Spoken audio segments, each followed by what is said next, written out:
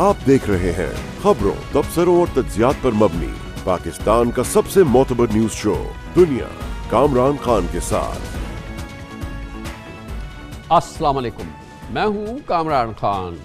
हम आपके सामने पंजाब के 20 हलकों में जहां पर ज़िमनी इलेक्शन होने जा रहे हैं। आइंदा इतवार को सिर्फ ज़िमनी इलेक्शन नहीं है, पाकिस्तान में अवामी मकबूलियत के हवाले से पाकिस्तान की दोनों बड़ी सियासी जमातों PTI और नून लीग के दरमियान एक रेफरेंडम होगा। इस रेफरेंडम के हक़ाइक़ हमने आपके सामने रखे, इसके नताइज क्या निकल सकते हैं मुश्किल है अंदाज़ा लगाना, लेकिन बहरहाल कुछ शख्सियात ऐसी हैं जिनका बहुत वसी तजुर्बा है पंजाब की सियासत के हवाले से। उनमें से एक को हमने इजाज़त दी है। जनाब सलमान गनी हमारे साथ मौजूद हैं। 3 दहाइयों से ज़्यादा पंजाब की सियासत को, पंजाब के इलेक्शंस को और पाकिस्तान की सियासत को कवर कर रहे हैं हमारे एग्जीक्यूटिव ग्रुप एडिटर जनाब सलमान गनी। बहुत बहुत शुक्रिया सलमान गनी साहब। क्या आपके नज़दीक भी ये इंतहाई कांटेदार मुकाबला है और तकरीबन नामुमकिन है अभी नताइज प्रिडिक्ट करना, और अगर ऐसा है तो क्यों है? देखिए कामरान साहब, आपने दुरुस्त कहा है कि यहाँ पर जो 20 हलकों के इंतखाबात हो रहे हैं, वाक़तन सूरत हाल यही है कि कांटेदार मुकाबला है और फ़रीक़ैन अपने अपने उम्मीदवारों की जीत के लिए जो भी मुमकिन इक़दामात हैं वो करते नज़र आ रहे हैं। इसमें रकूम का इस्तेमाल भी शामिल है, इसमें बरादरीज़म को भी एक अहमियत हासिल है और पार्टीज़ के पास जो कुछ भी वो कर सकते हैं वो कर रहे हैं। इसलिए कि इन इंतखाबात पर, ये सिर्फ ज़िमनी इंतखाबात नहीं बल्कि इस पर पंजाब हुकूमत का इन्हिसार भी है और 22 जुलाई को जो वज़ारत आला का इंतखाब होने जा रहा है, इसका फ़ैसला 17 जुलाई को हो जाएगा। और आपने ये भी दुरुस्त कहा है कि आने वाले आम इंतखाबात के हवाले से भी अभी से प्रेडिक्ट किया जा सकेगा कि अवाम में किस पार्टी को किस हद तक मकबूलियत हासिल है। तो सलमान गनी साहब ये फरमाइएगा कि ये 20 इलेक्शन हल्के जहाँ पर इलेक्शन हो रहा है, ये 20 के 20 में पाकिस्तान मुस्लिम लीग नून सन 2018 में इलेक्शन हार गई थी। गोया कि ये एक तरह से ट्रेडिशनली पाकिस्तान मुस्लिम लीग नून के हलक़े नहीं हैं। ये फैक्टर जो है ये क्या काउंट करेगा जब इलेक्शन होंगे? देखिए कामरान साहब, आपने जिन 20 हलकों की बात की है, इसमें 10 हलके वो हैं जो इंडिपेंडेंट्स ने जीते थे और 10 हलके वो हैं जो पाकिस्तान तहरीक इंसाफ की टिकट पर उम्मीदवार कामयाब हुए थे। इस वक्त जो आज़ाद उम्मीदवार पाकिस्तान मुस्लिम लीग नून की टिकट पर लड़ रहे हैं, इनमें ज़्यादातर दूसरे नंबर पे पाकिस्तान मुस्लिम लीग नून के लोग थे। लिहाजा 10 जो आज़ाद उम्मीदवारों ने जीते थे उन हलकों पे एज हासिल है पाकिस्तान मुस्लिम लीग नून को, और जो तहरीक इंसाफ की टिकट पर जो इंतखाबात जीत कर आए थे और उन्होंने अपनी वाबस्तगी तब्दील की थी, उन हलकों पे आज भी तहरीक इंसाफ को बढ़तरी हासिल नज़र आ रही है। तो सलमान गनी साहब ये फरमाइएगा कि कितना काउंट करेगा कि मुस्लिम लीग नून ने जो उनके वहाँ पे रिवायती तौर पे जो जो जो उनके सपोर्टर्स हैं या जो उनकी जिन लीडरशिप को वो हमेशा से सपोर्ट करते रहे हैं, 2018 में किया, उनको वोट नहीं दिया, और जो पाकिस्तान मुस्लिम लीग नून की लीडरशिप इन रिस्पेक्टिव हलकों में मौजूद है उनके ऊपर इनको प्रेफर किया गया जो कि आज़ाद हैं या दूसरे अरकान हैं। ये कितना जो नून लीग का वहाँ ट्रेडिशनल वोट है या जो उनकी जो इलाकाई लीडरशिप है उसने कितना उनको दिल शिकस्ता किया है और वो कितना असरअंदाज हो सकते हैं नताइज में, क्योंकि कई जगह पे मुस्लिम लीग नून वाले जो हमेशा से होते थे वो अब नून के ख़िलाफ़ खड़े हो गए। कामरान साहब, ये आपने बड़ा बारीक नुक्ता उठाया है, लेकिन इसके असरात नज़र आ रहे हैं। इसमें कोई शक नहीं कि वहाँ से जो पाकिस्तान मुस्लिम लीग नून के उम्मीदवार थे उन्हें नज़रअंदाज करके अब वाबस्तगियाँ तब्दील करने के हामिल जो लोग थे उन्हें अपना उम्मीदवार बनाया गया है اور میری اطلاع کے مطابق کہ نواز شریف صاحب نے پاکستان میں موجود اپنی لیڈرشپ کو کہا تھا کہ فوری طور پہ اپنے لوگوں کو اکاموڈیٹ کیا جائے، اور وہ اکاموڈیٹ کے لفظ میں بہت ساری چیزیں موجود ہیں، آپ بھی بہتر جانتے ہیں، لیکن انہیں اس حد تک اکاموڈیٹ نہیں کیا گیا۔ یقیناً ان کے اندر ایک رد عمل موجود ہے، بلکہ یہ بھی آپ نے درست کہا کہ 3 حلقے تو ایسے ہیں جہاں پر پاکستان مسلم لیگ نون کے امیدوار جو تھے انہوں نے 35 سے 40 ہزار ووٹ لیے تھے، جن میں ایک تو خوشاب کا حلقہ شامل ہے، ایک اس میں لودھرا کا حلقہ شامل ہے، ایک اور حلقہ شامل ہے، اور وہ لوگ اب آزاد پوزیشن پہ کھڑے ہیں۔ بلکہ جو خوشاب کا حلقہ ہے وہ جس شخص کو انہوں نے ٹکٹ دیا تھا 2018 میں، آصف با ان کا نام ہے، آصف با بھی اس وقت مقابلے میں شامل ہے، اور کہا یہ جا رہا ہے کہ اس وقت پاکستان تحریک انصاف کے مقابلے میں آصف با بھی جیت سکتے ہیں جو آزاد پوزیشن میں کھڑے ہیں۔ اور یہ بات درست ہے کہ انہیں اپنے جن لوگوں کو اکاموڈیٹ کرنا چاہیے تھا وہ اکاموڈیٹ نہیں ہوئے، اور اس وقت وہ پارٹی قیادت کے ہاں سرخرو ہونے کے لیے بظاہر تو وہ سپورٹ کرتے نظر آ رہے ہیں، لیکن وہ دل جمی اور جس محنت سے ان کو کام کرنے کی ضرورت تھی وہ چیز نظر نہیں آ رہی۔ سلمان غنی صاحب یہ بتائیے گا، 2 فیکٹر ہو گئے، ایک تو یہ کہ 2018 میں نون لیگ یہاں سے الیکشن ہاری تھی ان 20 کے 20 حلقوں میں، پھر اب ہم یہ دیکھ رہے ہیں کہ اب جو امیدوار ہیں وہ ٹریڈیشنلی نون لیگ کی لیڈرشپ نہیں ہے، بلکہ نون لیگ کی لیڈرشپ کئی جگہ پہ ناراض ہے، وہ اس امر کے خلاف ہے کہ ان کو ٹکٹ نہیں ملا، اور پارٹی نے آزاد لوگوں کو جو نون لیگ کے خلاف لڑتے رہے ان کو پریفر کیا۔ 2 فیکٹر یہ ہو گئے۔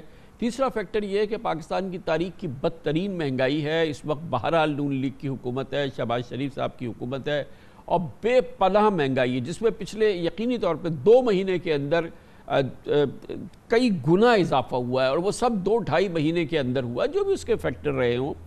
یہ 3 معاملات ایسے ہیں جو کس حد تک آپ کے خیال میں نتائج پہ اثر انداز ہوں گے، سب سے زیادہ جس میں مہنگائی کا عمل شامل ہے؟ کامران صاحب آپ نے درست کہا ہے کہ پاکستان کی پولیٹیکل حکومتوں سے لوگوں کی بہت ساری توقعات ہوتی ہیں، یہ اپوزیشن میں کچھ اور دعوے کرتے ہیں لیکن مسند اقتدار پہ پہنچنے پر وہ ڈیلیور کرتے نظر نہیں آتے۔ آپ درست کہہ رہے ہیں کہ مہنگائی اس وقت بہت بڑا ایشو ہے، لیکن پنجاب کی سیاست پہ اگر نظر دوڑائیں تو یہاں پر ایک دھڑے بندی ہے کہ وہاں پر کچھ لوگ ایک پارٹی کے ساتھ ہوتے ہیں اور وہ انہی کی مخالفت میں دوسری پارٹی کے ساتھ کھڑے ہوتے ہیں۔ مہنگائی کا رجحان بڑا ایک ایشو ضرور ہے۔ عمران خان صاحب کے دور میں بھی خان صاحب بہت زیادہ مہنگائی ہوئی تھی، اور 73 سال کے اندر اشیائی ضروریات کی قیمتیں تھیں، اس کے بعد اگر آج عمران خان کی حکومت ہوتی تو وہ اتنے کمزور صورتحال میں ہوتی اس مہنگائی کی وجہ سے کہ ہم ذکر بھی نہیں کرتے کہ کوئی مقابلہ ہوگا، لیکن بہرحال یہ مہنگائی جس دور میں ہے، اور وہ دور جو ہے وہ اس وقت دوسری جماعت کا ہے، اور خان صاحب جو ہے وہ اپوزیشن کے لیڈر ہیں، اور انکمبنسی جو ہوتی ہے وہ ویسی ایک بہت بڑا فیکٹر ہوتا ہے۔ اور کہاں کہ یہ غضب کی مہنگائی جس میں 200% قیمتیں بڑھ چکی ہیں، پیٹرول کی، ڈیزل کی، بجلی کی، گیس کی، تو وہ کیا فیصلہ کن کردار نہیں ہوگا اس کا؟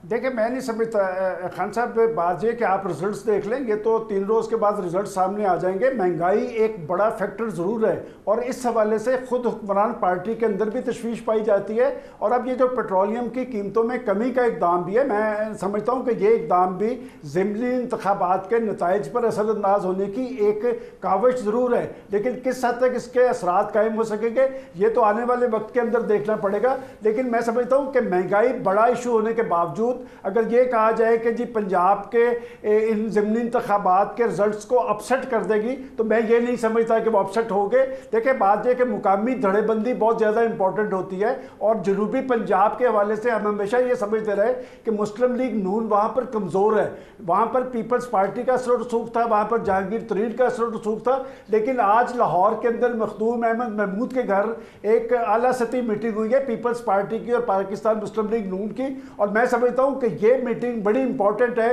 جنوبی پنجاب کے ضمنی انتخابات کے نتائج کے حوالے سے۔ کم از کم پیپلز پارٹی یکسو ہو گئی ہے پاکستان مسلم لیگ نون کے امیدواروں کو سپورٹ کرنے کے لیے۔ کیا اس بہت بڑی طاقت ہے پیپلز پارٹی وہاں پہ؟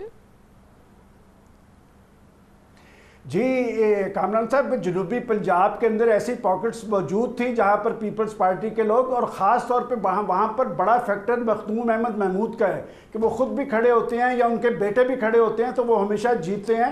جنوبی پنجاب کے حوالے سے جو میں سمجھتا ہوں کہ مخدوم احمد محمود ایک اہم فیکٹر کے طور پہ موجود ہے۔ یہی وجہ ہے کہ آج پنجاب میں مسلم لیگ نون کی لیڈرشپ ان کے گھر گئی ہے، اور پیپلز پارٹی نے اپنے تحفظات جو ہے ان کے سامنے رکھے، اور آپ کے پروگرام سے پہلے میری مخدوم احمد محمود صاحب سے بات ہوئی ہے، اور مخدوم احمد محمود کا یہ کہنا ہے کہ یہ میٹنگ بنیادی رول ادا کرے گی وہاں پر ضمنی انتخابات کے نتائج پر، اور پیپلز پارٹی پوری طرح یکسو ہے مسلم لیگ نون کے امیدواروں کو سپورٹ کرنے کے لیے۔ بڑی نوازش، بہت بہت شکریہ جناب سلمان غنی ہمارے ساتھ موجود تھے۔ کمرشل بریک، اس دوران نیوز ہیڈ لائنز دیکھیں، جس کے بعد ہم اپنے پروگرام کے باقی حصے کے ساتھ واپس آتے ہیں۔ ملکی معیشت میں تشویش میں اضافہ ہو رہا ہے، مسلسل نیگیٹو منفی خبریں ہمیں ملتی ہیں، اور آج ایک بار پھر ڈالر کے مقابلے میں پاکستانی روپے کی قدر میں کمی جاری رہی۔ صرف آج کے دن انٹر بینک میں ڈالر کی قیمت میں 2 روپے 19 پیسے کا اضافہ ہو گیا، اور ڈالر 210 روپے 10 پیسے پر بند ہو گیا، یعنی کہ آج پاکستان میں ڈالر کی سرکاری قیمت 210 روپے 10 پیسے ہو چکی ہے، جبکہ اوپن مارکیٹ میں 2.5 روپے اضافے کے ساتھ ڈالر 211 روپے کی سطح کراس کر گیا ہے۔ شہباز شریف حکومت کو سنبھالے 3 ماہ ہو چکے ہیں، اور تب سے اب تک ڈالر کی قدر میں 27 روپے اضافہ ہوا ہے۔ ڈالر کی قدر میں اضافے سے ہماری درآمدی اشیاء مہنگی ہو جاتی ہیں، تیل، گیس، خوردنی تیل، ہر امپورٹڈ چیز مہنگی مزید سے مزید مہنگی ہوتی ہے۔ ملک کو امپورٹڈ انفلیشن کا سامنا کرنا پڑتا ہے، اور روپے کی قدر میں کمی سے بیٹھے بٹھائے ہمارے بیرونی قرضوں کا بوجھ پڑتا ہے۔ صرف مثال کے طور پہ آج ڈالر کی قدر میں 2 روپے اضافے سے ہمارے بیرونی قرضے 250 ارب روپے بڑھ گئے صرف آج کے دن۔ دوسری جانب صنعت کاروں اور بزنس مین کے لیے خام مال کی امپورٹ مشکل ہو جاتی ہے، اور اس وقت ملک کو ڈالرز کی ضرورت ہے، چاہے وہ غیر ملکی قرضوں کی واپسی ہو یا امپورٹ کی ادائیگیاں کرنی ہو۔ بیرونی قرضوں کی واپسی کے لیے دباؤ کی وجہ سے پاکستان کے زر مبادلہ میں ذخائر میں تیزی سے کمی آ رہی ہے۔ گزشتہ ماہ کے آخر میں چین سے 2.3 ارب ڈالر کے رول اوور کے باوجود اسٹیٹ بینک کے زر مبادلہ کے ذخائر 9.8 ارب ڈالر کی سطح پر ہیں۔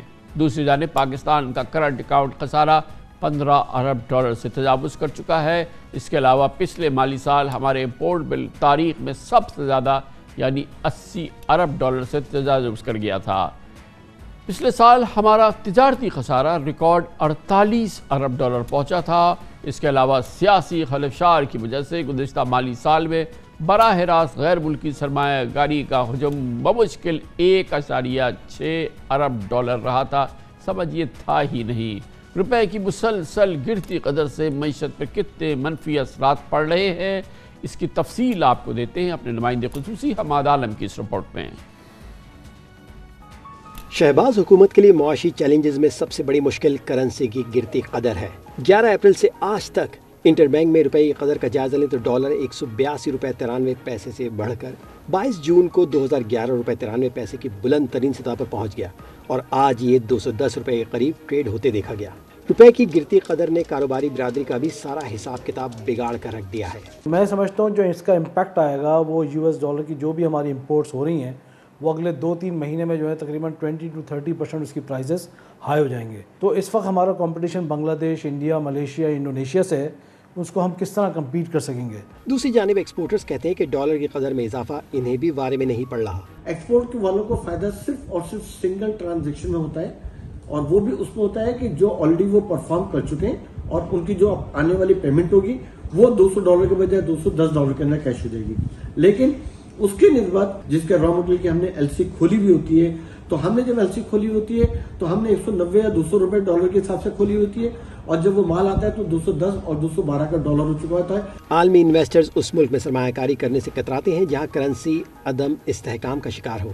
ماہرین کہتے ہیں کہ ایک ایسے ملک میں جہاں 3 ماہ میں کرنسی 15% گر جائے، وہاں عالمی انویسٹرز کیوں گھاٹے کا سودا کرے گا۔ جب ہماری کرنسی ڈیپریشیٹ ہوتی ہے تو فورن انویسٹر جو ہے وہ ہمارے ملک سے اپنا سرمایہ نکالنے کی سوچتا ہے، کیونکہ اس کا کیپٹل کم رہ جاتا ہے۔ کسی فارنر نے آج سے کچھ عرصہ پہلے اگر 100 روپے کا کوئی اسٹاک لیا ہوگا تو ڈالرز کی صورت میں انہوں نے پے کرنا ہوتا ہے، اور جب 120 روپے پہ اگر انہوں نے بیچا تو اپنے پیسے کنورٹ کر کے ڈالرز میں باہر لے کر جائیں گے. لیکن چونکہ انہوں نے 20% گین کیا ہوگا لیکن کرنسی 40% سے زیادہ ڈیپریسیٹ ہو چکی ہے تو وہ ایونچولی لاس میں ہوں گے. یہی چیز ہم پاکستان کے کیس میں دیکھ رہے ہیں کہ مسلسل پاکستان سے آؤٹ فلو ہو رہا ہے اور فارنرز اپنا پیسہ مسلسل پاکستان سے باہر لے کر جا رہے ہیں. NCCPL کے اعداد و شمار پر نظر ڈالی جائے تو پتہ چلتا ہے کہ 3 ماہ کے دوران عالمی انویسٹرز اسٹاک مارکیٹ سے $1.57 کا سرمایہ نکال چکے ہیں. درآمدات پر منحصر پاکستانی معیشت کے لیے روپے کی قدر میں گراوٹ بھی مہنگائی کا اہم جواز ہے. تیل، مصنوعات، بجلی کی پیداوار کے ایندھن سمیت کھانے پینے کی بیشتر اشیاء امپورٹ کی جاتی ہیں اور مہنگا ڈالر ان تمام اشیاء کے دام خود بخود بڑھا دیتا ہے. چیزوں کی قیمتوں میں اضافہ مہنگائی کی شرح بڑھا رہا ہے. حکومتی اعداد و شمار کے مطابق مہنگائی کی رفتار 12% سے تجاوز کر گئی ہے. جب روپے کی قیمت گری اور ڈالر کی قیمت بڑھی تو جو ہماری پیٹرولیم مصنوعات ہے جس سے ہم بجلی پیدا کر رہے ہیں، جس سے ہم دیگر چیزیں جڑی ہوئی ہیں، تو وہ ہماری کاسٹ آف ڈوئنگ بزنس جو ہے وہ بڑھتی چلی جا رہی ہے. مہنگائی بے لگام ہوتی ہے تو اسٹیٹ بینک بھی حرکت میں آتا ہے. قیمتوں میں کنٹرول کے لیے شرح سود کو بڑھا دیتا ہے. حال ہی میں مرکزی بینک 1.25% شرح سود بڑھا کر 15% تک پہنچا چکا ہے. مہنگائی کو روکنے کے لیے شرح سود میں اضافہ معیشت کے پہیے کی رفتار کو سست کر دیتا ہے اور ملازمت کے مواقع مان پڑنا شروع ہو جاتے ہیں. روپے کی قدر میں گراوٹ سے بیرونی قرضوں میں بیٹھے بٹھائے اضافہ بھی ہو رہا ہے. شہباز دور میں ڈالر لگ بھگ 27 روپے مہنگا ہونے سے بیرونی قرضوں میں 3,500 ارب روپے کے قریب اضافہ ہو چکا ہے. روپے کی گرتی قدر کی بڑی وجہ بین الاقوامی ادائیگیوں اور وصولیوں کے درمیان بڑھتا فرق ہے. رواں کھاتوں کا یہ خسارہ پچھلے مالی سال کے 11 ماہ میں 15 ارب ڈالر سے بھی تجاوز کر گیا ہے. عالمی ادائیگیوں کا زور نہ صرف کے ملکی زر مبادلہ کے ذخائر کو بھی نگل رہا ہے جو موجودہ حکومت کے 3 ماہ میں 17 ارب ڈالر سے کم ہو کر 15 ارب 74 کروڑ ڈالر رہ گئے ہیں. ماہرین کا کہنا ہے کہ مقامی چیلنجز کے علاوہ ڈالر کی قدر میں اضافے کی ایک وجہ بین الاقوامی سطح پر امریکی کرنسی کا دیگر عالمی بڑی کرنسیوں کے مقابلے بھاری پڑنا بھی ہے. امریکی مرکزی بینک کی جانب سے شرح سود میں متواتر اضافے کی توقعات سے ڈالر انڈیکس 20 سال کی بلند ترین سطح 108 پوائنٹ سے تجاوز کر گیا ہے. یہ تشویشناک صورتحال کا پس منظر اور خاص طور پہ پاکستان میں ڈالر کی بڑھتی ہوئی قدر، روپے کی گرتی ہوئی قدر اور بے پناہ گرتی ہوئی قدر، گویا کہ اس جیسا کہ آپ نے دیکھا کہ پچھلے 2.5 سے 3 مہینے کے دوران 27 روپے پاکستان میں روپے کی قدر گر چکی ہے ڈالر کے مقابلے میں. اس کے اثرات ملکی معیشت پہ کیا ہوتے ہیں اور اس سنگین صورتحال سے کیسے نمٹا جا سکتا ہے، اس پر بات کرنے کے لیے ہم کوالالمپور جائیں گے جہاں پر معاشی امور کے ماہر جناب شان سعید ہمارے ساتھ موجود ہیں جو چیف اکانومسٹ بھی ہیں IQI کوالالمپور میں. بہت بہت شکریہ شان سعید صاحب. پہلے تو یہ فرما دیجئے گا کہ جو اس وقت پاکستان میں ایک بار پھر بڑی تیزی سے روپیہ جو ہے وہ ڈیپریشیٹ ہو رہا ہے اور پچھلے 3 مہینے کے دوران بہت بڑی ایک ڈیپریسیشن پاکستان میں ہو چکی ہے کہ 13-14% کے قریب. یہ بتائیے کہ یہ کتنی ریلیٹڈ ہے یا کتنی انفلوئنسڈ ہے جو دنیا بھر میں ڈالر اپریشیٹ ہو رہا ہے اور دنیا بھر کی کرنسیز جو ہیں وہ اس کے سامنے ڈیپریشیٹ ہو رہی ہے، جو کہ ہم نے حالیہ دنوں میں اس میں زیادہ تیزی دیکھی. پاکستان میں ہونے والی گراوٹ جو ہے وہ کتنی اس انٹرنیشنل سچویشن سے کنیکٹڈ ہے؟ جی کامران صاحب کافی کنیکٹڈ ہے کیونکہ US ڈالر جو ہے ہر کرنسی کے اگینسٹ اپریشیٹ کر گیا ہے. آپ پاؤنڈ اسٹرلنگ کے اگینسٹ دیکھیں وہ 15% اپریشیٹ کر گیا ہے، یورو کے اگینسٹ 16%، جاپنیز ین کے اگینسٹ کافی 23% اپریشیٹ کر گیا. پاکستان میں جو ہے وہ 2 قسم کی چیزیں، ایک تو ہمارے یہاں میکرو اکنامک سٹیبلٹی نہیں ہے اور دوسرا کیونکہ ڈالر اسٹرانگ ہو رہا ہے اس کا امپیکٹ جو ہے ایمرجنگ مارکیٹ کرنسیز پہ آ رہا ہے. تو پاکستان کیونکہ اس وقت کافی چیلنجنگ سچویشن میں جا رہا ہے تو یہ جو ڈالر کی اپریسیشن ہے اس سے پاکستان کو کافی امپیکٹ ہو رہا ہے اور پاکستان کی اکانومی اس طرح سفر کرتی رہے گی. تو شان صاحب یہ بتائیے کہ جو امپیکٹ ریلیٹیو جو رسپیکٹڈ کرنسیز ہیں ان پہ جو ہو رہا ہے، ان ممالک کی جو اکانومیز پہ اثر ہو رہا ہے، پاکستان پہ جو اثر ہو رہا ہے پاکستان کی روپی ڈیپریسیشن کا، وہ کتنا فرق ہے اس میں اور پاکستان کیوں زیادہ اس کی ہیٹ فیل کر رہا ہے اور اس کے پاکستان کے لیے مضمرات زیادہ سنگین کیوں دکھتے ہیں؟ اس وقت کامران صاحب 40% جو گلوبل اکانومی ہے وہ اسٹیگفلیشن میں، جو 1970 میں آیا تھا کہ ہائی انفلیشن لو گروتھ. پاکستان کی اکانومی اس وقت ریسیشن کی طرف جا رہی ہے. پچھلے 3 مہینے میں آپ کی اکنامک ایکٹیویٹی بالکل سلو ہو گئی ہے اور اگلے 3 مہینے میں یہی دیکھتا ہوں اکنامک ایکٹیویٹی سلو رہے گی. تو پاکستان کی جو اکانومی ہے اس کو انٹرنیشنل مارکیٹس کا جو ڈالر کی اپریسیشن ہوئی ہے اس سے بہت زیادہ امپیکٹ اس لیے بھی ہوا ہے کیونکہ ہمارے یہاں اس وقت اکنامک کانفیڈنس کی کمی ہے. اکنامک کانفیڈنس کہاں سے آتا ہے؟ جب لوکل انویسٹرز میں کانفیڈنس آتا ہے. تو اس وقت نہ تو لوکل انویسٹرز میں کانفیڈنس ہے نہ انٹرنیشنل انویسٹرز میں کانفیڈنس ہے, جس کی وجہ سے پاکستان کی جو اکانومی ہے وہ کافی زیادہ انڈر پریشر ہے. اور اگر اسی طرح پاکستان کی اکانومی انڈر پریشر رہی تو پاکستان کا جو ریسیشن ہے وہ شاید پرولونگ ہو جائے اگلے سال تک.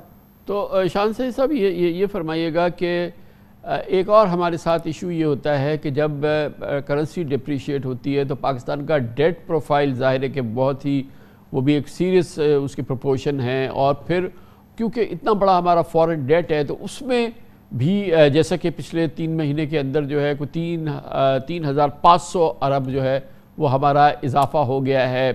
دنیا بھر میں یہ ہوتا ہے مگر یہ کتنا سیریس عمل ہے, اس پہ کتنی تشویش ہونی چاہیے جس انداز سے اس ڈیپریسیشن کی وجہ سے ہمارا ڈیٹ پروفائل بڑھ رہا ہے؟ جی کامران صاحب, یہ آپ نے بڑی ایک ریلیونٹ کویسچن کیا ہے کیونکہ سوورن ڈیٹ رسک جو ہے پوری دنیا میں بڑھتا جا رہا ہے. پچھلے جولائی میں ہم نے اپنے نیوز لیٹر میں لکھا تھا کہ سوورن ڈیٹ رسک جو ہے وہ مارکیٹ میں آئے گا, بہت سارے ممالک جو ہیں اس کی لپیٹ میں آ جائیں گے. آپ نے دیکھا سری لنکا ہے اور ایک نئی رپورٹ آئی ہے اس میں گھانا ہے, ایل سیلواڈور ہے, پاکستان ہے, ٹرکی ہے اور ارجنٹینا ہے. یہ وہ ممالک ہے جہاں پر سوورن ڈیٹ رسک بڑھتا جا رہا ہے. اور آپ نے دیکھا ہوگا فچ نے جو ہماری ریٹنگ ہے وہ بھی ڈاؤن کر دی ہے اور ہمیں ایک الارمنگ سچویشن کی طرف پاکستان کو پوائنٹ آؤٹ کیا ہے. تو جس طرح ہمارا ڈیٹ بڑھتا رہے گا اور اس کو ڈیٹ ریڈکشن کی کوئی اسٹریٹجی نہیں ہوگی تو اس ممالک کی جو کرنسی بھی ڈیپریشیٹ ہوگی, وہاں انویسٹرز کا کانفیڈنس بڑا لو ہوگا اور سوورن ڈیٹ رسک کی وجہ سے جو آپ کی کاسٹ آف بورنگ ہے وہ بڑھتی رہے گی. تو پاکستان اس وقت جو سوورن ڈیٹ رسک ہے پاکستان کا وہ ایک بڑی الارمنگ سچویشن کی طرف جا رہا ہے. اچھا, یہ کتنا ریپلینش ہوگا, کتنا یہ ہیل ہوگا اگر ہمارا آئی ایم ایف پروگرام ہو جاتا ہے جو کہ اسٹاف لیول ایگریمنٹ ہو جاتا ہے, اس کے بعد ہمارا پروگرام ہو جاتا ہے, بورڈ آئی ایم ایف کا اس کو اپروو کر دیتا ہے, تو ظاہر ہے اس سے کوئی ہمارے ہاں کوئی بڑے نیٹ زبردست قسم کے انفلوز تو نہیں آئیں گے, ہمیں قرضہ لینے کی صلاحیت ہماری بہتر ہو جائے گی صورتحال. لیکن بہرحال یہ جو ہمارا جس ایشو کی ہم بات کر رہے ہیں, جو ہمارا سوورن رسک ہے جو ہمارے ڈیٹ کے حوالے سے, وہ کتنا ہیل ہوگا, اس میں کتنی بہتری آئے گی once I M F is done? Kamran صاحب, شارٹ ٹرم ریلیف ہے.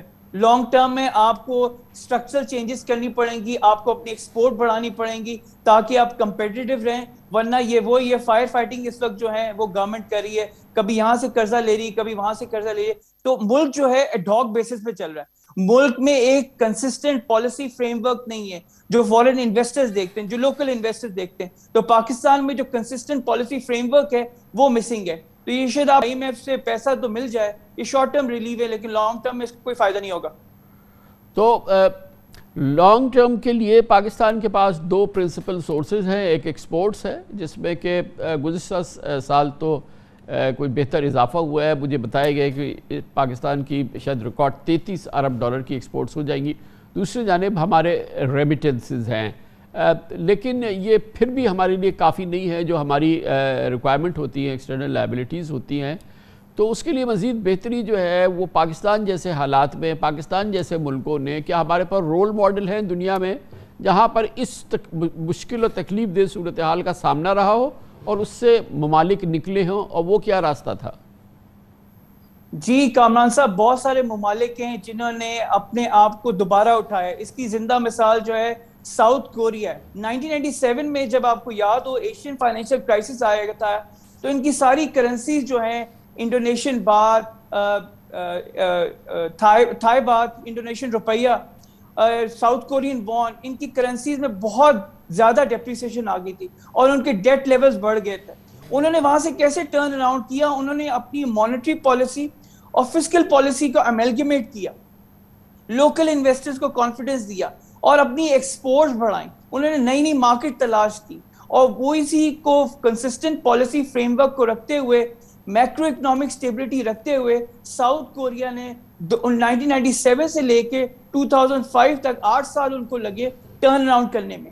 تو میرا خیال ہے اگر ہم بھی فوکس کر کے اپنی میکرو اکنامک اسٹیبلٹی کی طرف توجہ دیں تو ہمیں بھی ایٹ لیسٹ 5 سے 6 سال لگیں گے، اس سے بھی زیادہ، کہ ہم یہ ٹرن اراؤنڈ کر سکیں. اس وقت ہماری کیفیت یہ آپ نے کئی بار ذکر کیا ہے لوکل انویسٹر کی آپ بات کر رہے ہیں، لوکل انویسٹر کو کانفیڈنس دیں، لوکل انویسٹر کو سہارا دیں، مگر لوکل انویسٹر کے لیے تو بہت ہی خطرناک یہ دن ہے. ایک طرف تو آپ نے دیکھا کہ ہمارا پالیسی ریٹ جو ہے وہ 15% ہو گیا ہے. آج کائبور آل ٹائم ہائی، کراچی میں جو انٹر بینک آفرنگ ریٹ ہے وہ آل ٹائم ہائی ہو گیا ہے. دوسری جانب حکومت نے سپر ٹیکس لگا دیا ہے. اس کے علاوہ ہر صاحب ثروت آدمی پہ مختلف قسم کے ٹیکسز لگا دیے ہیں. روزگار اور صنعتوں کا گروتھ، اس میں مزید ایکسپینشن ایک بہت ہی مشکل ہوگی. جو لوکل انویسٹر کی آپ بار بار بات کر رہے ہیں اس کے لیے تو ایک امتحانی اور آزمائشی دور بلکہ ایسا لگتا ہے کہ اس حکومت نے تیار کیا ہے، یا حکومت کی مجبوری ہے، اس کے بغیر چارہ نہیں تھا. بالکل آپ صحیح کہہ رہے ہیں کامران صاحب. اس وقت لوکل انویسٹر بہت زیادہ پریشان ہے اور اس کو پتہ ہی نہیں کہ میں اپنی پالیسی کس طرح جو ہے فریم کروں، اپنی کارپوریٹ اسٹریٹجی کس طرح فریم کروں، اپنی سیلز کے بارے میں کیا کہوں. ٹیکس بڑھانے سے کامران صاحب کبھی کسی ملک میں جو ہے ترقی نہیں ہوتی، آپ کے ٹیکس ریونیوز کبھی نہیں بڑھتے. یہ آئیڈیا ڈاکٹر حفیظ پاشا کا ہے جو میں نے ان سے سیکھا ہے جب میں IBA میں تھا. تو انہوں نے کہا تھا اگر آپ نے اپنے ٹیکس ٹو GDP ریشو کو بڑھانا ہے تو آپ کو اپنا GDP سائز، اپنی انکم لیول بڑھانی ہوگی. جب آپ کی انکم لیول بڑھے گی تو آپ کا ٹیکس ریونیو آٹومیٹکلی آئے گا.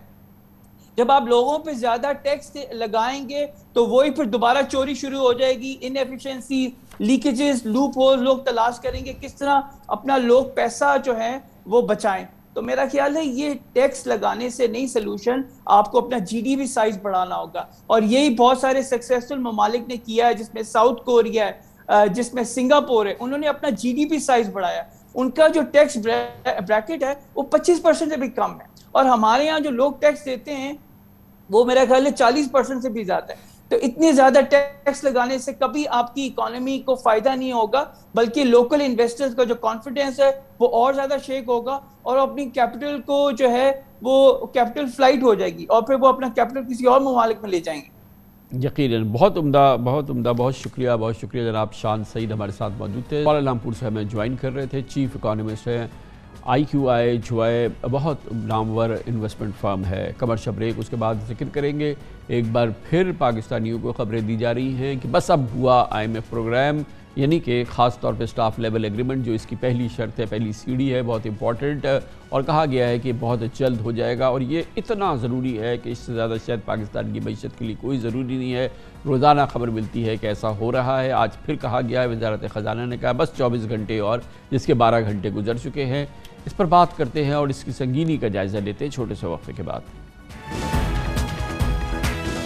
پاکستان کی معیشت کی اس انتہائی تکلیف دہ، تشویشناک صورتحال سے نمٹنے کے لیے جس کا ذکر ہم وقفے سے قبل کر رہے تھے، پاکستان کی اولین ضرورت، پاکستان کی معیشت کی اولین ترجیح یہ ہے کہ فوری طور پہ پاکستان کا IMF پروگرام بحال ہو جائے اور پاکستان اور IMF کے تعلقات دوبارہ معمول کی سطح پر آگے بڑھ جائیں. اس کے بعد جو سفر شروع ہوگا اس سے پاکستان کی معیشت کو قدرے سہارا مل سکتا ہے. ایک بار پھر، اور ایسا کئی بار ہوا ہے پچھلے 15-20 دن کے دوران، وزارت خزانہ انتہائی پر اعتماد ہے کہ اب اگلے 24 گھنٹوں کے اندر پاکستان اور IMF کے درمیان سٹاف لیول ایگریمنٹ طے پا جائے گا. ان 24 گھنٹوں کے بھی 12 گھنٹے گزر چکے ہیں.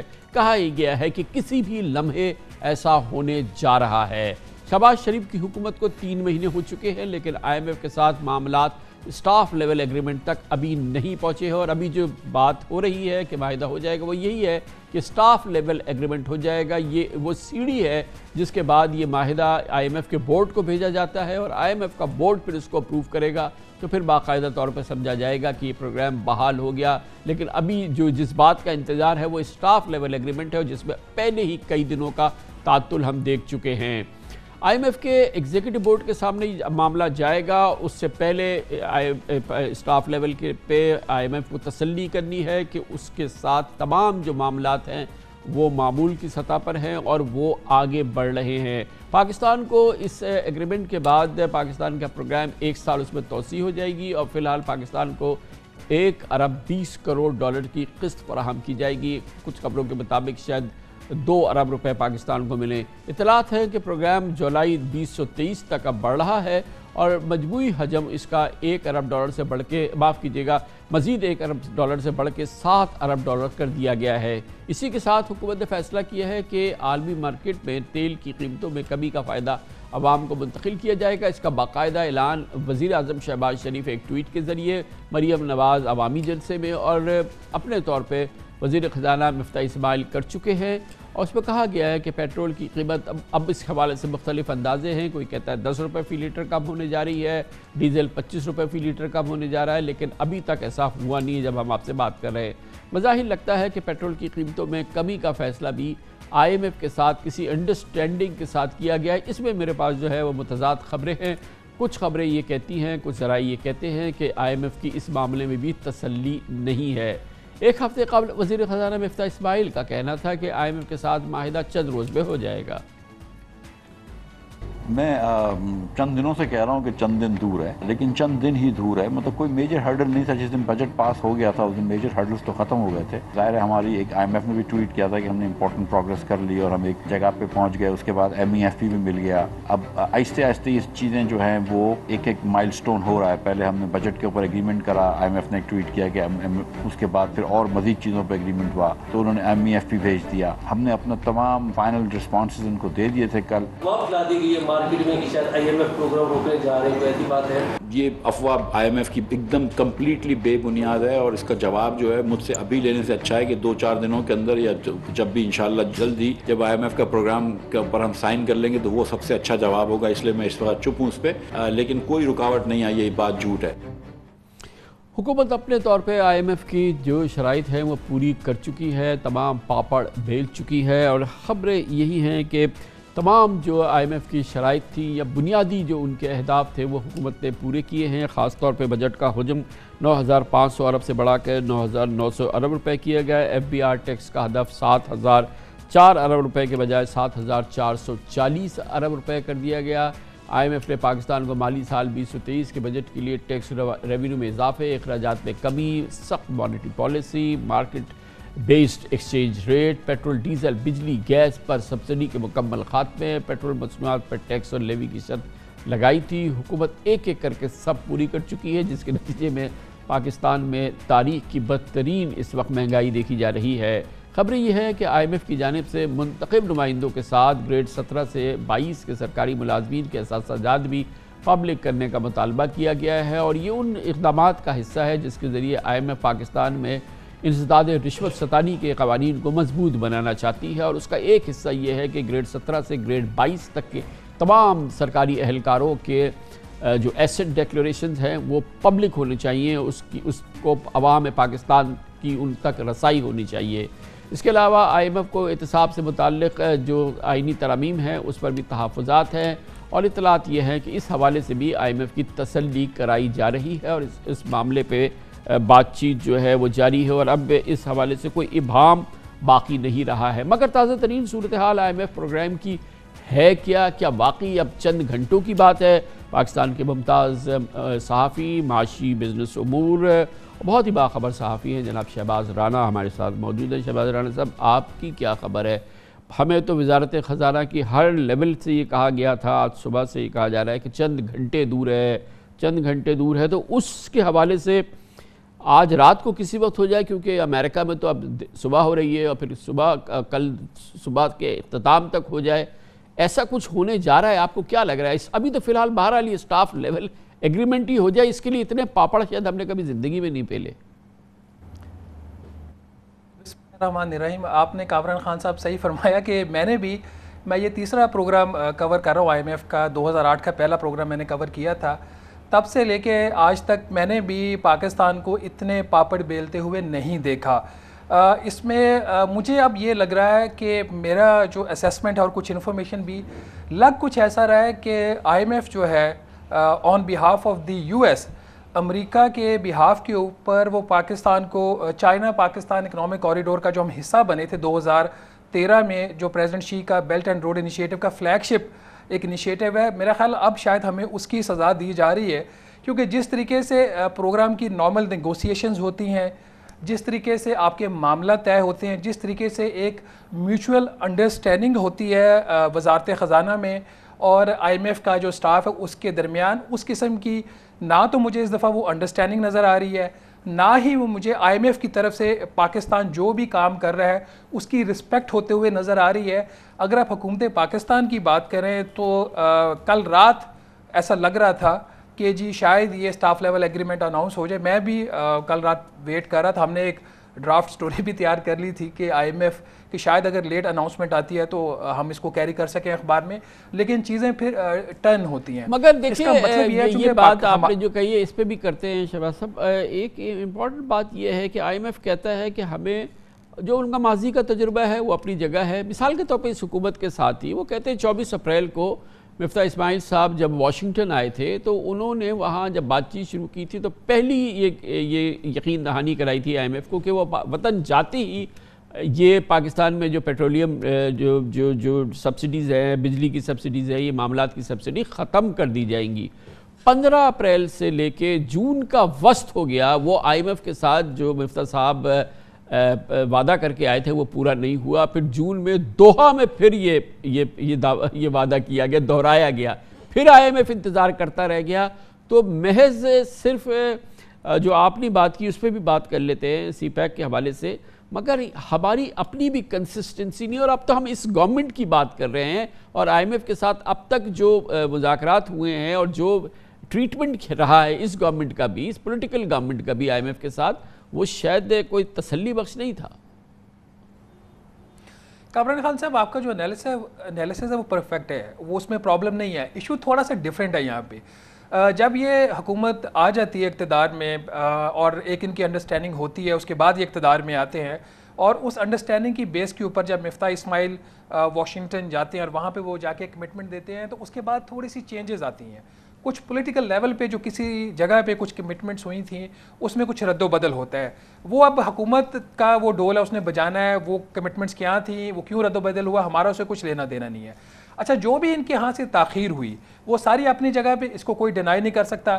اس دوران عالمی منڈی میں تیل کی قیمتیں اوپر گئیں، روپے کی قدر جو عمران خان صاحب 189 روپے کے اوپر چھوڑ کے گئے تھے آج وہ 211 روپے کے اوپر ہے ایک ڈالر۔ وہ سارے فیکٹرز کی وجہ سے سڈنلی جو سبسڈی کی ریکوائرمنٹس تھیں وہ اتنی بڑھ گئی کہ حکومت کے لیے فیصلہ کرنا مشکل ہو گیا۔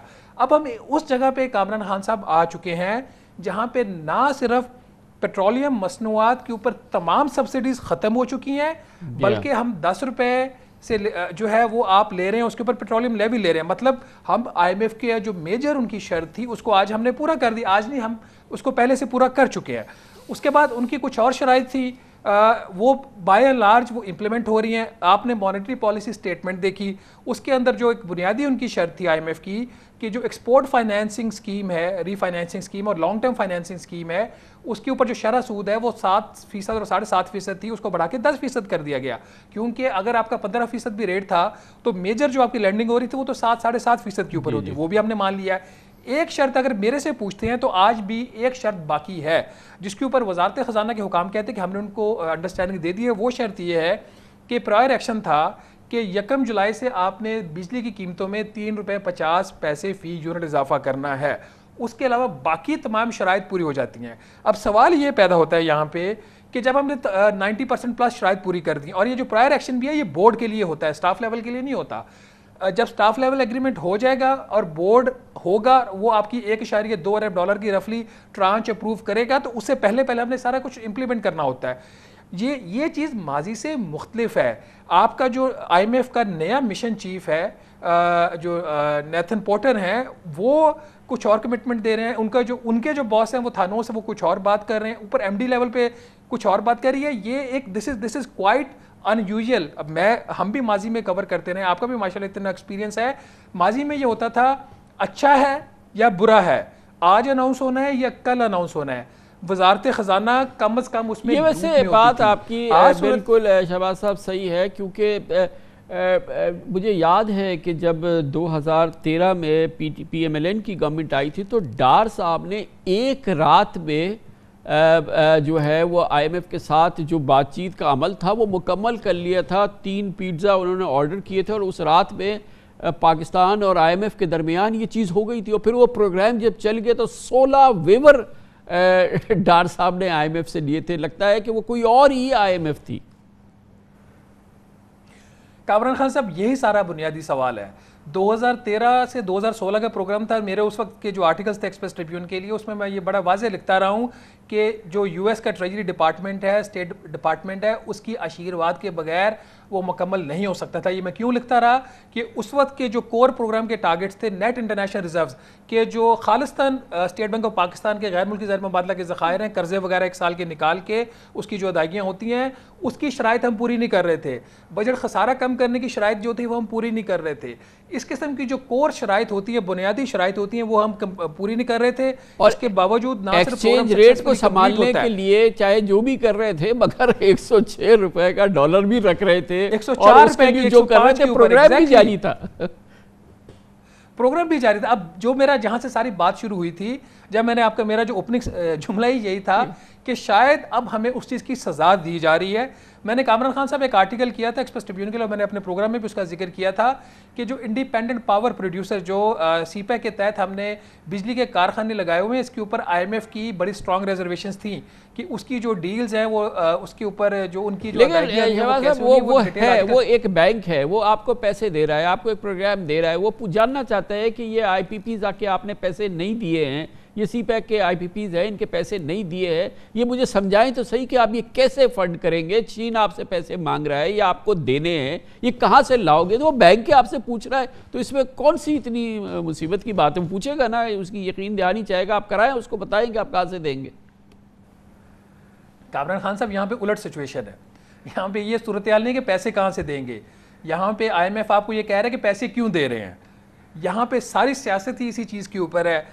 اگر آپ بجٹ کا ڈاکیومنٹ اٹھا کے دیکھ لیں، آپ کو پچھلے سال میں جو سابق وزیر اعظم عمران خان صاحب نے ایگریمنٹ کیا تھا، جو دوسرے نان چائنیز IPPs تھے جن کے ساتھ ہم نے ری نیگوشیٹ کیا، ان کے ٹرمز آف دی ایگریمنٹس تھے، وہ ہم نے کھلوائے، ان کو چینج کیا ہے. وہ جو میری وہ یہ کہہ رہے ہیں نا کہ آپ ان کو بھی ری نیگوشیٹ کریں نا. آپ نے جس طرح سے ان کو ری نیگوشیٹ کیا، آپ نے ہمیں بتایا تھا کہ یہ بھی ری نیگوشیٹ ہونے جا رہے ہیں، اور آپ کی بھی انڈرسٹینڈنگ یہ تھی کہ شاید ری نیگوشیٹ ہوں گے. چین آپ کے ساتھ ری نیگوشیٹ کرنے کے لیے تیار نہیں ہے، وہ اس پہ ایک لکیر آگے پیچھے ہونے کے لیے تیار نہیں ہے. آپ نے انبلیویبل ان کو پروفٹس آرڈر جو ہیں وہ پرومس کیے ہوئے ہیں، اور آپ کریں جیسے آپ نے دوسرے IPPs کے ساتھ ری نیگوشیٹ کیا تھا، ان کو بھی کریں. کامران خان صاحب آپ سے بہتر کون واقف ہے کہ یہ جو ہم نے نان CPEC IPPs کے ساتھ معاہدے کیے تھے وہ کس نے کیے تھے؟ کیا وہ جو پریشر ٹیکٹک ہے وہ ہم اپلائی کر سکتے ہیں چائنا کے اوپر؟ ہم نہیں کر سکتے. اور جو پچھلی حکومت تھی اس نے یہ پوری ایفرٹ کی تھی. اسد عمر صاحب کو آپ ضرور اس کے اوپر کبھی آپ کو موقع ملے تو ان سے بات کیجئے گا، خالد منصور صاحب سے بات کیجئے گا. چائنا اس کے اوپر ریفیوز کر چکا ہے. اب اس میں جو بنیادی بات ہے وہ یہ ہے کہ جو CPEC ہے وہ فلیگ شپ ہے بیلٹ اینڈ روڈ انیشیٹو کا، جو 1000 جو ہے وہ $1 ٹریلین کا پریزیڈنٹ شی کا پروجیکٹ ہے.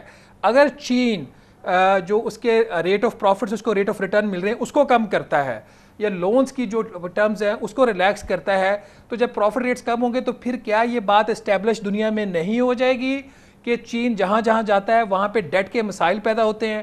کیا پریزیڈنٹ شی ان کانٹریکٹس کو اوپن کر کے اپنے اوپر اتنا بڑا وہ پولیٹیکل فال آؤٹ لے سکتے ہیں؟ یہ ایک سیاست ہو رہی ہے. میں جب یہ بات کرتا ہوں اس کا مطلب یہ نہیں ہے کہ میں وزارت خزانہ کو اور پاکستان کو بری و ذمہ قرار دے رہا ہوں. جو انہوں نے کام کرنے ہیں اور جو کوتاہیاں ان کی ہیں وہ ساری چیزیں اپنی جگہ پہ ہیں. پرابلم اب یہ ہو گیا ہے کہ جس طریقے کی عالمی سیاست ہو رہی ہے اور خطے کی سیاست ہو رہی ہے، اس صورتحال کے اندر جو پاکستان کا کیس ہے وہ بہت کمپلیکیٹڈ ہو چکا ہے. یہ جیسا آپ نے فرمایا کہ ہمیں کبھی 12 گھنٹے بتایا جاتا ہے، 24 گھنٹے بتایا جاتا ہے، جس طرح آپ کو بتایا جاتا ہے مجھے بھی یہی بات بتائی جا رہی ہے.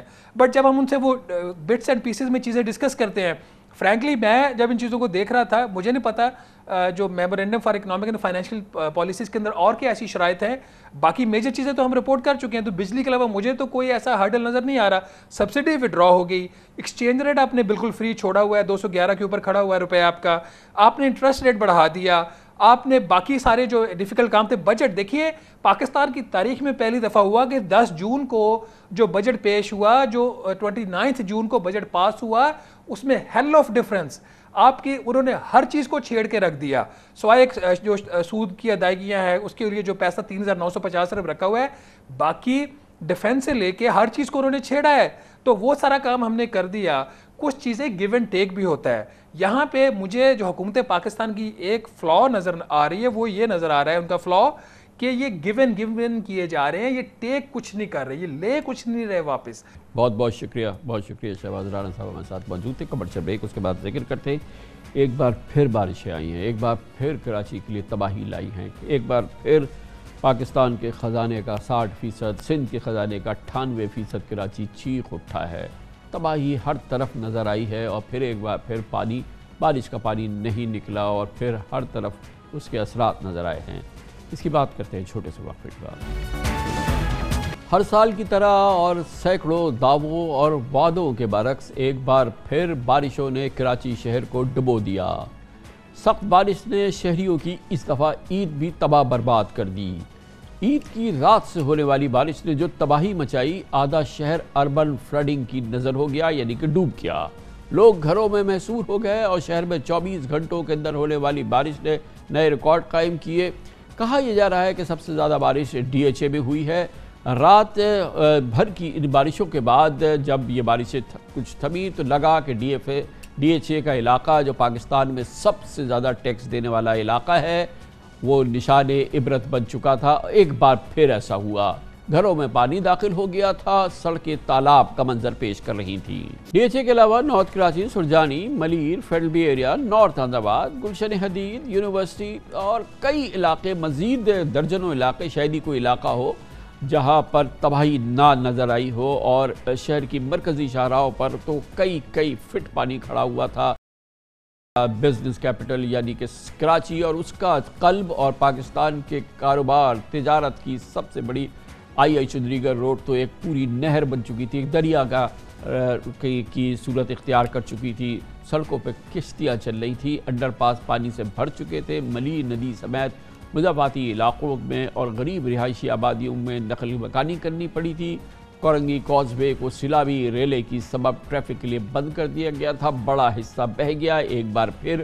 اور صوبائی ڈیزاسٹر مینجمنٹ اتھارٹی کہتی ہے کہ ایک ہفتے کے دوران صوبے بھر میں بارشوں سے 49 ہلاکتیں ہوئیں، جن میں 31 اموات کراچی میں ہوئیں. گویا کہ اس دفعہ کی بارشیں اب تک کراچی کی 21 جانیں نگل چکی ہے.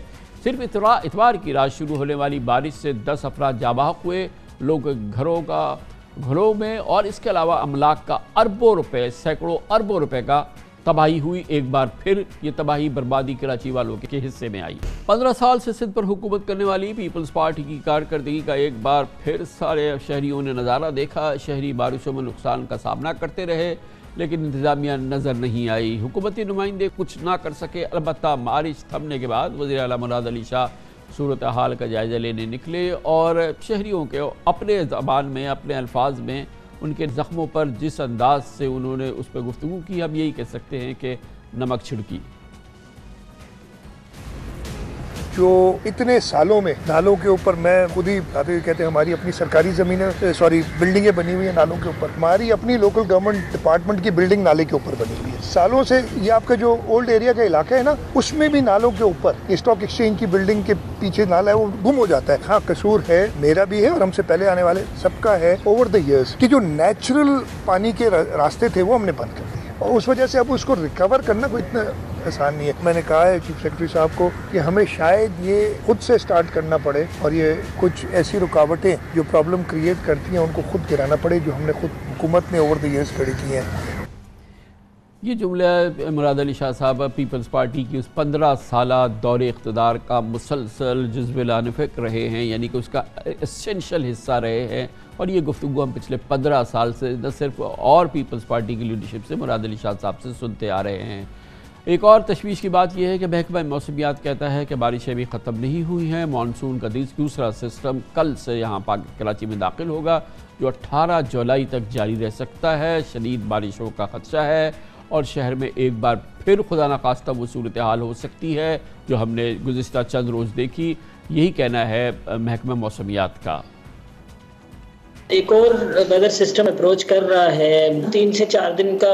اگین یہ ہیوی سپیل لگتا ہے اس لیے کہ خاصا شدت کا لو پریشر ایریا ہے, پہلے کی طرح کا ہی ہے. کراچی میں زیادہ چانسز تو کل سے ہیں, کل شام سے, کل آفٹرنون سے کہہ لیں 2 بجے 3 بجے کے بعد تو بلڈ اپ ہونا شروع ہو جائے گا, اور پھر ہوپ فلی کے 5 بجے کے بعد تو باقاعدہ بارش شروع ہو سکتی ہے, تیز سپیل ہو سکتا ہے. خدشہ ہے اربن فلڈنگ کا دوبارہ.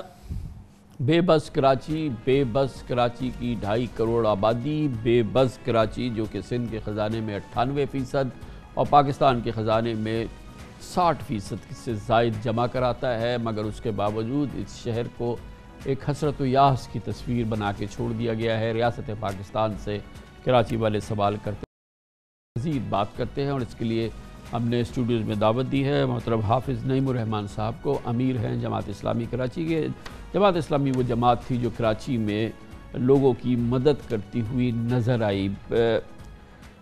فرمائیے گا حافظ صاحب, کیا ہے یہ معاملہ؟ یعنی کہ یہ ہر 2 سال بعد یہ صورتحال, ہر 2 سال بعد پورا شہر جو ہے وہ تباہی کی تصویر بن جاتا ہے, اور یہ تمام جو ہم نے باتیں سنی پچھلے 2 سال سنی, اس سے پہلے سنی, اس سے پہلے سنی, گویا کہ کوئی فرق نہیں پڑا.